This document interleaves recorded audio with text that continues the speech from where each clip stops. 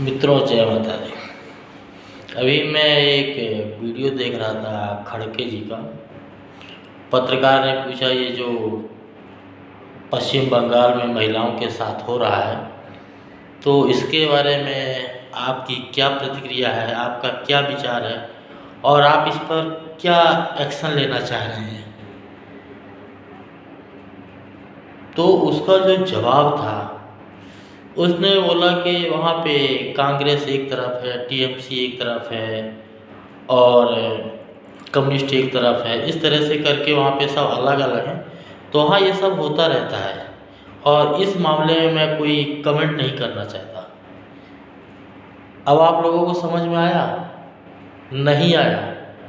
कभी नहीं आएगा। आप लोगों को कभी कोई चीज़ समझ में नहीं आ सकती है। आपको समझने में हजारों साल लग गए, तब भी आप नहीं समझ पाए, तो आप आज नहीं समझ पाएंगे। कांग्रेस की हमेशा मानसिकता रही है हिंदुओं के खिलाफ। हिंदुओं के खिलाफ इनकी हमेशा मानसिकता रही है, लोगों को गुमराह करने के लिए, हिंदुओं को गुमराह करने के लिए।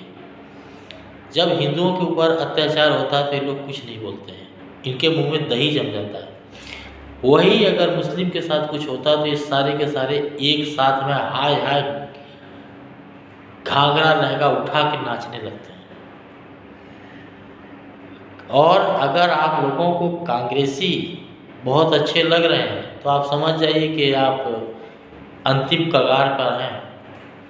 तो सेकुलर का जिसको चूरन और अफीम और चटनी पिला दी है, चटनी चटा दी है, तो समझिए वो अंतिम कगार पर है, उससे अब कोई बचा नहीं सकता। इसलिए हिंदुओं एक होइए और समय रहते भाजपा को वोट देकर एक मजबूत सरकार बनाइए। नहीं तो आने वाले समय में कोई नहीं बचने वाला है। आदमी जो लड़ता है वो अपने लिए नहीं लड़ता है, अपने पीढ़ी के लिए लड़ता है, अपने परिवार के लिए लड़ता है, अपने बच्चों के लिए लड़ता है। आज हम कहीं नौकरी करते हैं और धन इकट्ठा करके हम लोग घर बनाते हैं, गाड़ियाँ खरीदते हैं, ज़मीन खरीदते हैं, बच्चों की परवरिश में लगाते हैं। क्यों? वो इसके लिए कि जो हमको तकलीफ हुई हमारे बच्चों को ना हो। लेकिन फिर भी आप लोगों को ये सब चीज़ समझ में नहीं आएगी। अभी देश में धर्म युद्ध का समय चल रहा है और धर्म युद्ध में किसी को निमंत्रण नहीं भेजा जाता है। मैं बार बार कह रहा हूँ, धर्म युद्ध में निमंत्रण नहीं भेजा जाता है। अपने वजूद के लिए, अपने अस्तित्व के लिए आदमी को धर्म युद्ध में खुद लड़ना पड़ता है, खुद खड़ा होना पड़ता है। लेकिन आप लोगों को ये चीज़ें समझने में और मुझे समझाने में बहुत मुश्किल है। हर आदमी आपको समझाने में लगा है, हिंदुओं को जगाने में लगा है, लेकिन किसी को कोई समझ में आता ही नहीं है। और अगर किसी को लगता है कि वीडियो ऐसे ही बन जाते हैं, लोग मोबाइल पे वीडियो बना के ऐसे ही डाल देते हैं, तो मैं आपको एक चीज़ बोल दूँ, तो कान खोलकर सुन लीजिए। जिन लोगों को लगता है कि वीडियो बनाना आसान है, तो वो एक बना के देखें। आपको मालूम वीडियो कैसे बनती है? पहले आदमी को धार्मिक प्रवृत्ति का होना पड़ता है, उसमें संस्कार होने पड़ते हैं, अपने धर्म को जानना पड़ता है। उसके बाद उसको धर्म की आवाज़ उठानी पड़ती है। और जब आप अपने देश और धर्म के लिए लड़ने जाओगे ना, तो सबसे पहला जो विरोध होगा वो आपका घर से ही होगा। आपके परिवार के लोग ही, आपके परिवार के पत्नी और बच्चे, माँ और बाप, वही विरोध करेंगे, नहीं बेटा रहने दे, इन सब में कुछ नहीं रखा है, रहने दे।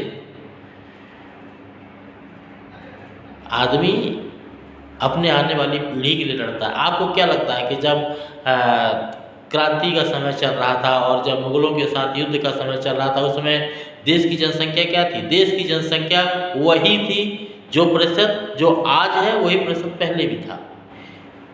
और उसी तरह से 80% लोग एक किनारे खड़े थे और 20% के लोग एक किनारे खड़े थे। 20% लोग युद्ध लड़ रहे थे और 80% लोग देखकर तालियां बजा रहे थे, मौन थे, शांत थे।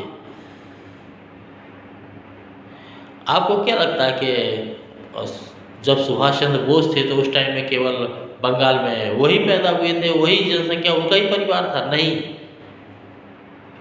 केवल वो युद्ध लड़ रहे थे अंग्रेजों के खिलाफ, गुलामी के खिलाफ वो युद्ध लड़ रहे थे, और बाकी के जो लोग थे वो उनके साथ खड़े थे अंग्रेजों के, वो उनके विरोध में, सुभाष चंद्र बोस के विरोध में थे। वही स्थिति पंजाब में जब भगत सिंह लड़ रहे थे तो बाकी के सरदार और बाकी के पंजाबी क्या कर रहे थे? बाकी के पंजाबी वही कर रहे थे जो आज दिल्ली में कर रहे हैं। कुछ बदला नहीं है, कुछ भी नहीं बदला, सारी की सारी स्थिति और परिस्थितियां वही हैं।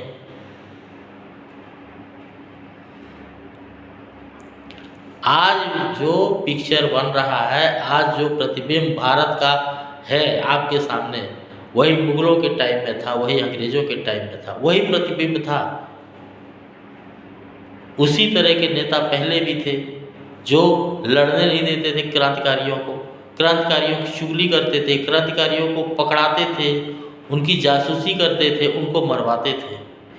और थर्ड पार्टी, यानी कि जैसे अभी आपकी थर्ड पार्टियाँ 3-4 हैं, उनसे फंड लेते थे, यानी पैसा लेते थे, जमीन लेते थे। वो पहले भी स्थिति थी, आज भी स्थिति है। इसलिए ये धर्म युद्ध का समय है, धर्म युद्ध में एक हो जाइए, नहीं तो अस्तित्व ढूंढने से नहीं मिलेगा, अंतिम कगार में हो।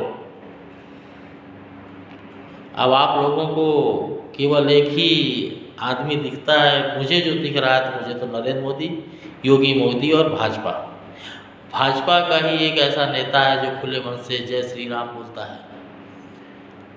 हम हिंदू, मैं हिंदू, रग रग हिंदू, तन हिंदू, मन हिंदू, केवल भाजपा का नेता बोल सकता है। बाकी किसी नेता का हो तो आप मेरे को वीडियो भेजिए, मैं भी देखूँ, आप वीडियो शेयर कीजिए, मैं भी देखूँ। कोई कभी नहीं बोला, ना बोलेगा।